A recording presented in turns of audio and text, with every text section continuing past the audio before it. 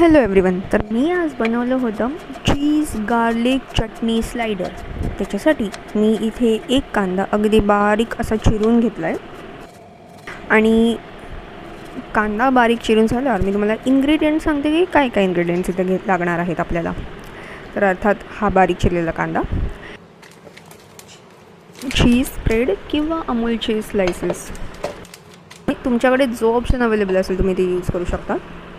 Butter, okay, butter घेतलेलं आहे. Please butter use करा, एक छान अशी बटरी टेस्ट येते. चिंचगुळाची चटणी, कोथिंबीर, आलू भुजिया सेव आणि दिस इज द मेन इन्ग्रेडियंट, किसानची तिखी लहसून मिर्च चटणी. हे प्लीज यूज करा, अल्टिमेट बनेल ही रेसिपी. आणि ऑफकोर्स पाव.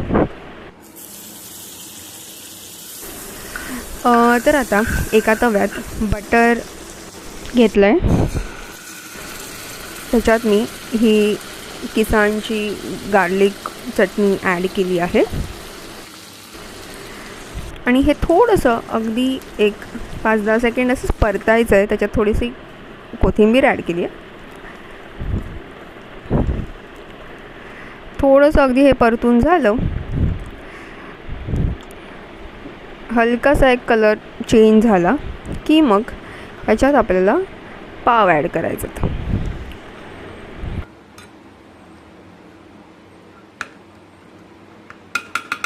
आता मी हे जे पाव घेतले ते मॉडर्नचे पाव आहेत, जे मी स्विगी इन्स्टामार्टवरून ऑर्डर केलेले. सो म्हणून त्यांची साईज थोडीशी अशी छोटी आहे.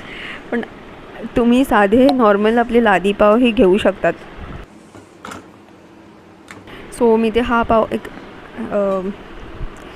ह्याच्यावर चटणीला व्यवस्थित असं सगळीकडनं दोन्ही बाजूने चटणी लावून घेणार आहे.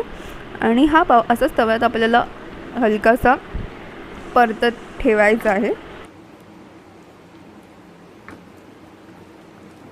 आता पावावर आपल्याला एक एक इन्ग्रेडियंट ॲड करायला सुरुवात करायची आहे. सर्वात आधी चीज स्लाईस, त्याच्यानंतर मी ते आलू भुजिया घेतली आहे. तुम्हाला हवं तर तुम्ही मसाला शेंगदाणा पण वापरू शकतात. बट मी इथे आलू भुजिया होती घरी, सो मी आलू भुजिया यूज केली आहे. त्याच्यावर कांदा, चिंचेची चटणी, चिंच गुळाची चटणी ही घेतलेली आहे. त्याच्यामुळे कसा एक मस्त असा आंबट गोड फ्लेवर येतो. आणि झालं, दुसरं पावाची बाजू त्याच्यावर ठेवून हे थोडंसं प्रेस करायचं आणि मग गरमागरम एन्जॉय करायचं. एक मस्त असा एक नंबर इव्हिनिंग स्नॅक टाईम